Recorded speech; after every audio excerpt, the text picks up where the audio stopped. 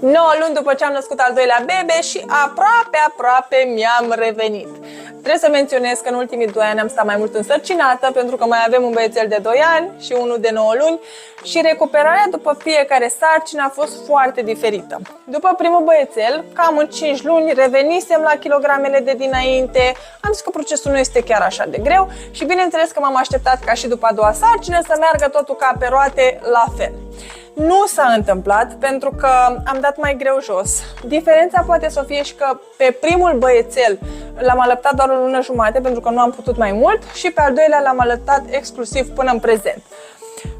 Ce nu m-am așteptat a fost că alăptând am avut poftă foarte mare de mâncare și mai ales de dulce. Poate și nopțile nedormite, și agitația, și stresul, și adaptarea cu 2 copii, dar clar au contribuit la recuperarea mea. Și bineînțeles că după 9 luni încă nu mi-am revenit, mai am cam 2 kg de dat jos, încă nu sunt la forma la care am fost eu înainte de sarcini, însă am fost foarte atentă să nu fiu drastică cu mine, să-mi dau timp, să mă înțeleg și, bineînțeles, să urmez pașii necesari.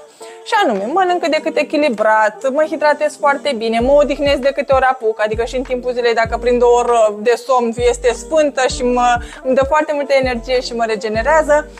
Și încă un lucru, pentru că nu mi-a ieșit nici cu antrenamentele, nici cu alimentația foarte bine, nu m-am demoralizat. Am zis ok, o voi lua de la capăt de câte ori este necesar și dacă cu Vladimir mi-a ieșit în 5 luni, o să-mi dau cu Avram, cu al doilea băiețel, timp de 1 an să-mi revin la forma inițială.